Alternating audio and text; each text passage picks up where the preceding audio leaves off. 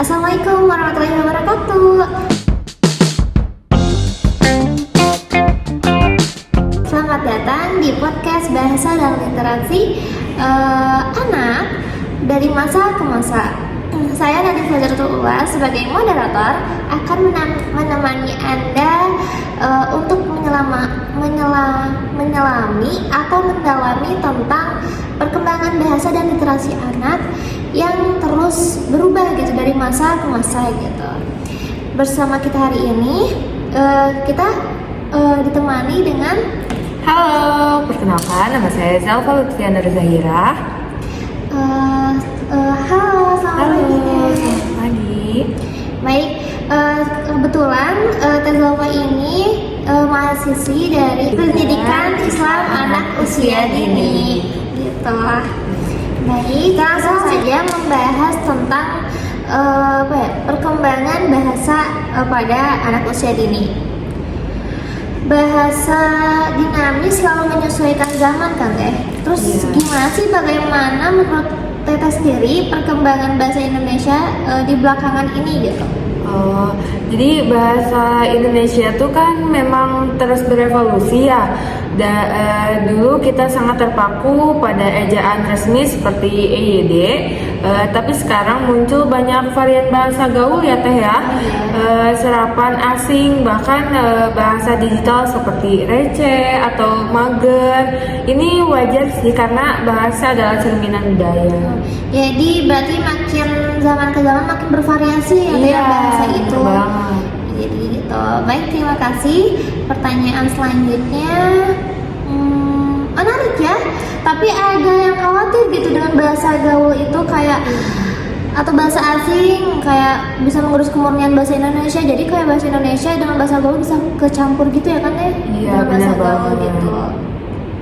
Terus apa sih pendapat Teteh sendiri dengan ada campuran bahasa gitu?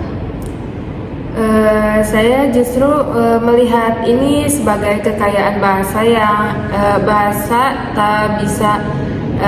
tak bisa murni, ia harus adaptif.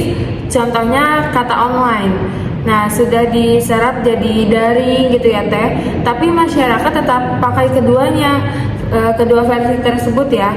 Yang penting kita paham konteks penggunaan formal atau informal. I see, berarti dicampur ya dengan bahasa gaul sama bahasa Indonesia, tapi Iya, harus benar bisa banget. menempatkan yang benar gitu. Iya. Baik, terima kasih. Selanjutnya ngomong apa ya? Pertanyaan selanjutnya ngobrolin tentang di era digital ini, terus apalagi dalam literasi gitu ya Teh. Bagaimana sih tantangan literasi di era digital ini pada anak usia dini? Akses informasi kini sangat lebih mudah ya karena adanya era digital. Tapi ini pisau bermata dua. Di satu sisi orang bisa membaca apa saja, di sisi lain banjir informasi yang menyebabkan miskomunikasi ya, misinformasi dan rendahnya kedalaman literasi. Banyak yang sekedar scam berita gitu ya, bukan benar-benar memahami gitu. Berarti boleh kayak main digital tapi harus ada permainan edukasi juga ya. Gitu. Terus lalu bagaimana sih meningkatkan literasi itu sendiri yang secara kritis gitu Teh? Jadi peran pendidikan itu sebagai kunci, tak sekedar bisa baca atau tulis, tapi juga harus melek akan era digital ini ya. Verifikasi sumber gitu, paham bias dan analisis konten. Juga gerakan seperti GLN, Gerakan Literasi Nasional, harus lebih masif lagi. Baik, wah keren sekali ya Teh. Selanjutnya peran orang tua dan sekolah gitu. Apa sih peran orang tua dan sekolah dalam mendukung literasi anak, terus terutama yang kesulitan membaca gitu? Jadi peran orang tua harus lebih sabar dan gunakan metode multisensorik ya, seperti menulis di pasir atau flashcard yang bergambar. Sekolah perlu menyediakan guru pendamping dan bahan ajar yang lebih variatif lagi. Jangan labeli anak dengan lambat karena setiap anak punya kecepatan belajar yang berbeda. Benar sekali. Jangan disamain ya teman-teman anak itu karena Kemampuannya berbeda ya, kemampuannya Teh, berbeda-beda setiap setiap anak gitu. Selanjutnya apa aja sih contoh kegiatan sederhananya apa yang bisa dilakukan di rumah untuk stimulasi bahasa dan literasi gitu Teh? Apa contohnya? Jadi kita tuh harus ajak anak ngobrol kayak saat masak tuh, kalau kita lagi masak nih terus ajak anaknya ngobrol, ini wortel warnanya oranye loh deh gitu ya. Baca rambu lalu lintas saat di jalan atau buat pojok baca gitu dengan buku favoritnya. Kegiatan sehari-hari adalah media belajar yang sangat terbaik untuk anak usia dini.